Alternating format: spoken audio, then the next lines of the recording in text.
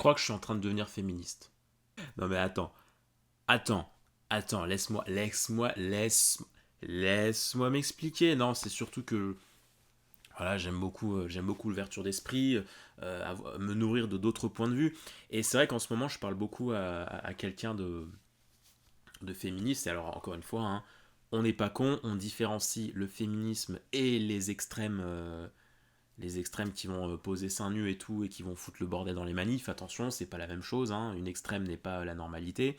Euh, et c'est trop marrant parce que plus je parle avec cette féministe, plus je me rends compte qu'il y a tellement de notions que inconsciemment j'essaye de combattre, mais où en fait je me dis, enfin, c'est con, ça devrait être normal, on devrait être libre d'avoir certains choix et tout, et en fait, bah ouais, mais ça s'appelle le féminisme en fait. Mais le truc, c'est que de mon point de vue, c'est assez large. Alors, je m'excuse si je te raconte n'importe quoi, parce que en fait, je ne me proclame pas féministe parce que y a trop de notions et tout, je pense que je pourrais mélanger et tout, donc j'ai pas envie de dire que je suis dans tel mouvement alors que je peux potentiellement dire de la merde.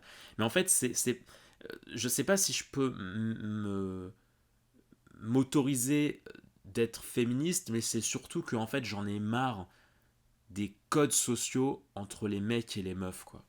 De ce côté, les meufs sont forcément sensibles, les mecs représentent forcément la force, la virilité et tout. C'est au-delà de, bien évidemment, hein, que le salaire qui est pas égal, le harcèlement de rue, etc., le sexisme et tout. Voilà, moi je pense que c'est important de rappeler que le sexisme, il peut être aussi bien dans un sens que dans l'autre. Il peut aussi bien s'exprimer envers les femmes que envers les hommes. Notamment comme j'analyse pas mal tout ce qui est œuvre de fiction et tout. Bien évidemment, j'ai fait le test de Bechdel qui en fait qui met en évidence en fait le fait que lorsque deux femmes discutent entre elles dans une œuvre fictive, c'est quasiment systématiquement pour parler d'un mec. Enfin, pour parler en mode ouais, il y a un gars qui me. Enfin, voilà, pour faire du blabla sur de la relation amoureuse. Et bien évidemment que tous les films, toutes les fictions ne font pas ça, mais c'est un test qui te montre que dans un bon 60-70% des cas, quand deux personnages féminins parlent entre elles, c'est pour parler forcément d'un mec. Donc s'il y a au moins deux femmes dans l'œuvre fictive qui parlent ensemble et et qui parlent d'un truc qui n'est pas en rapport avec un homme, le test est réussi. Voilà, je te laisse réfléchir à ça. Lance-toi un petit film, essaie de voir s'il y a deux personnages féminins et regarde si le film a réussi le test. Je regardais un film d'animation avec des potes en live et il y a une scène où il y a une sœur et un frère et le frère, à un moment, il fait un truc et du coup, la sœur saute sur le gars, sur le petit frère et lui dit putain, j'ai tellement eu peur, oh, ne me refais plus jamais ça et elle se met limite à pleurer.